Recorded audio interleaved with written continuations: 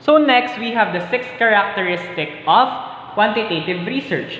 So in order for us to understand the concept of the sixth characteristic of quantitative research, we will have this illustration or example. So let's suppose that there is a study whereas the researchers try to investigate the effectiveness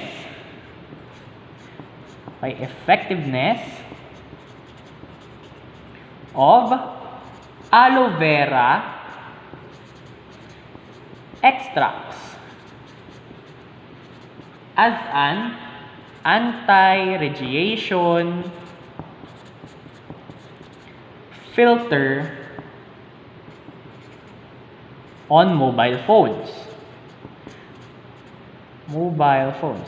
So let's say we have this example, or let's say we have this study. Now, during the first presentation of findings, so let's say the study was already conducted and there are already findings. Now, during the first presentation of findings, it was found out that the aloe vera extracts, these aloe vera extracts were only effective on the lower class or brands of phone.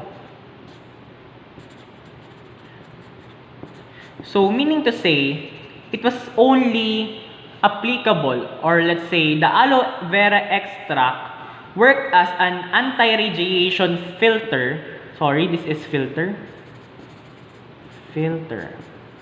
Okay. So meaning to say the aloe vera extracts only act as an anti-radiation filter on the lower class or brands of phone. So meaning to say it does not work with the other more advanced brands of phone. Okay? So meaning to say the study has its weakness. Okay? So that remember that when the study has its weaknesses,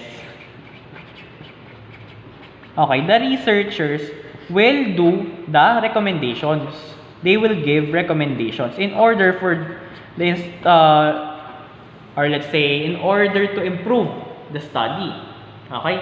So, they were recommended to try or test on other brands of phone. Specifically on those phone that are advanced. So let's say we have the touchscreen cell phones and something like that. So they were recommended to do this thing in order to let's say overcome the weakness of their study. Okay. So meaning to say, the researchers conducted this study once more. The effectiveness of aloe vera extract as an anti-radiation filter on mobile phones. They conducted this study once more. However, this study also presented this first presentation of findings. In addition to that, it also presented another presentation of findings. So we will have a second presentation. And this second presentation will apply to this recommendation. Okay? So after several months, the researchers presented the exact same study. Okay? But this time, with the added experimental units. And what are those added experimental units? The other brands of phone. Especially those, specifically those phone who are advanced in nature.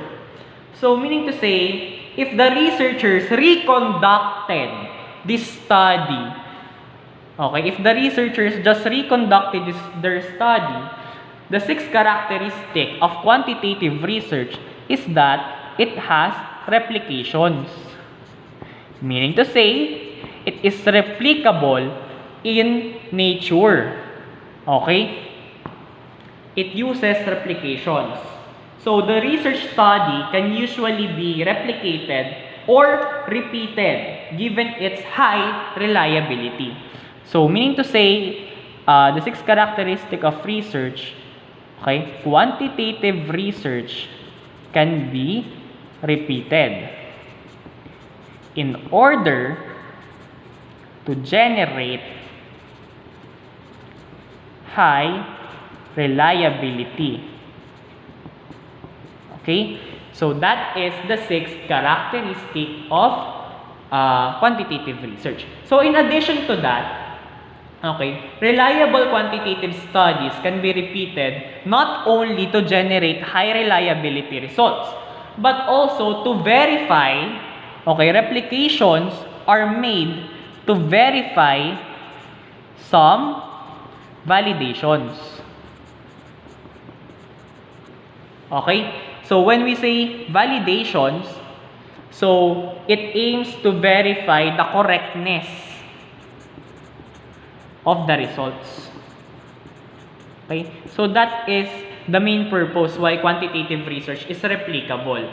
So that we can order or we can generate high reliability results and also to verify some validations. And these validations actually pertain to the correctness of the results. Okay? So this strengthens the validity and reliability of findings. And this eliminates, okay, the possibility of, let's say, doubtful conclusions. Okay? So that is the main essence of the 6 characteristic of quantitative research.